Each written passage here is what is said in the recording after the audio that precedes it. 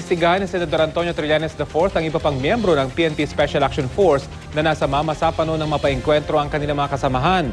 Tanong ng Senador, bakit hindi sila sumaklolo ng maipit sa bakbakan ang kanilang mga kapwa sa komando? Mula sa Senado, may ulat on the spot si Maki Pulido. Maki? Rafi, so ang gustong paimbestigahan ni Senador Antonio Trillanes ay yung tatlong kumpanya nga, di ba?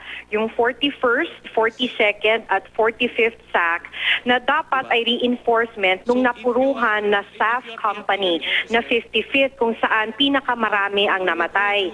Kung sumaklolo lang daw ang mga ito, dun nga sana ipit na 55th SAC, hindi sana napuruhan yung mga SAF troopers. Batay daw sa kwento nung mga sundalo ng Philippine Army na rumesponde noon sa Mamasapano, Maguindanao, inabutan nilang nagre-relax ang may 120 na SAF kahit napupuruhan na yung mga kasamahan nila.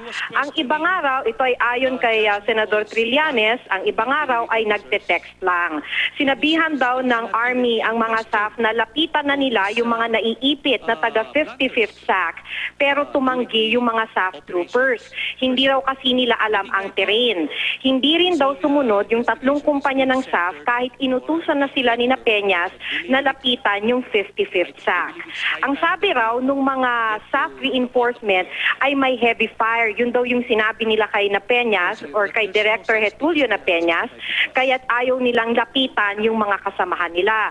Pero ang sabi raw nung Army, nung mga sundalo na nakausap ni Senador Trillanes ay wala namang putukan sa lugar ng mga SAF reinforcement.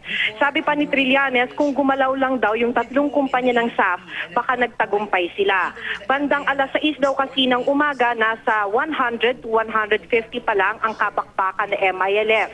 Mali rin daw yung grid coordinates na binigay ni Direktor Peñas. Nang i-plot daw ito sa military tactical na map, position ng friendly troops yung lokasyon. Kaya't buti na rin lang daw ay walang delivery ng artillery fire, kundi mas marami ang patay. Yung the night before the operation daw, Rafi, nakainuman pa daw ng isang intelligence officer ng SAF, yung isang battalion commander at isang brigade commander ng Philippine Army, hindi na nga lang niya pinangalanan, pero ang motibo raw nun ay para tiyakin na walang alam ang mga ito sa gagawing operasyon ng SAF. Ang sabi ni Trillanes, nag-glorify na daw kasi yung Special Action Force, kaya't hindi na masyadong tinitignan yung kapalpakan naman ng ibang mga kasapi ng SAF dun sa Oplan Exodus. Yung mga detalye na to, Rafi, ay nabanggit sa executive session na hindi naman pwedeng isa publiko. Kaya sabi ni Trillanes, nakipag-usap daw siya sa mga resource speakers para naman ito ay masabi niya in public. Rafi? Maraming salamat, Maki Pulido.